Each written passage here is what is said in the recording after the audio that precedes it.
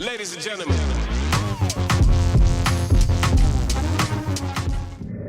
Hey, I'm so glad you're here. Today we're looking at the objectives of interpreting, sketching, and labeling key features of a quadratic function.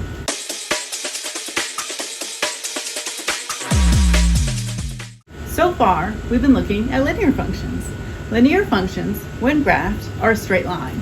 And in a linear equation, we see at most two variables to the first degree.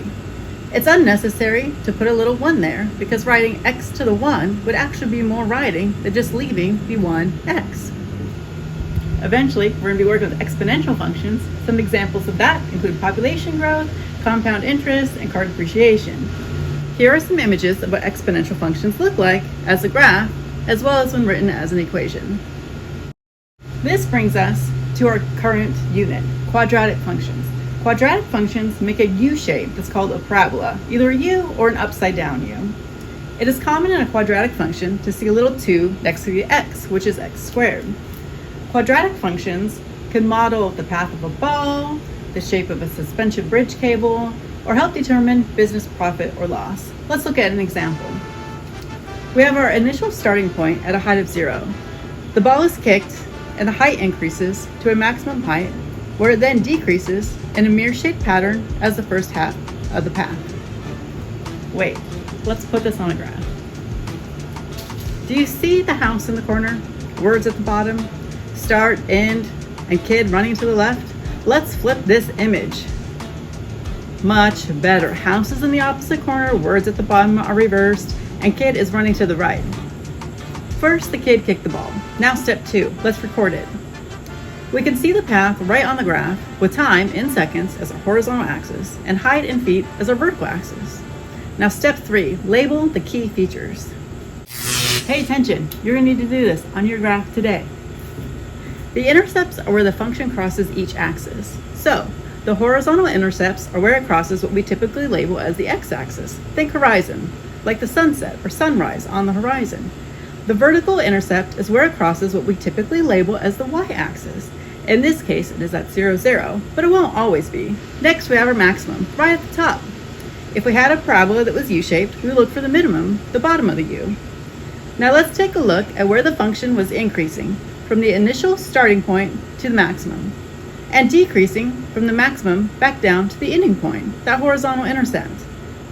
Finally, we have what we call the axis of symmetry. It is usually drawn as a dashed line, and it might help to think of it as a mirror. In future lessons, we'll discuss positive and negative, as well as end behavior. Now it's your turn. Make sure your group has all the materials. You will need a piece of paper, markers, a ruler, 2 popsicle sticks, 2 rubber bands, a pencil, and a gummy bear. Don't eat the gummy bear. You can wear it down if you want to.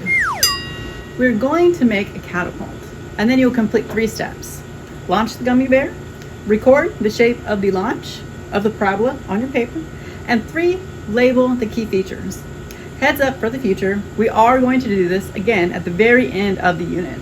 At that time, we'll actually record the height and the time and be able to construct functions in factored form, standard form, and vertex form. But the part I want you to start thinking about is later you will change something about the catapult itself and compare that to the new path and equation with the path and equation before the change. Follow along with me. Use your 2 rubber bands to wrap around the end of your 2 popsicle sticks to keep them together. Insert the pencil in between the 2 popsicle sticks. You will launch the gummy bear with your catapult. So one more time, today you're going to launch it, record it, and label it. Here's a demo of a launch. Now, you go ahead and do your launch, record it, and label it. Here is the list of the 6 key features you will place on your graph. If you're in class right now, go ahead, have your teacher come over, check out your graph, make sure that you got it. If you're doing this on your own at home, go ahead, just rewind that video back to where the kid was kicking the ball and all those features were labeled. Have fun! This activity is adapted from Unit 6, Lesson 1 of the SREB College-Ready curriculum. Thank you also to Tom for your excitement and willingness to participate in this very important project.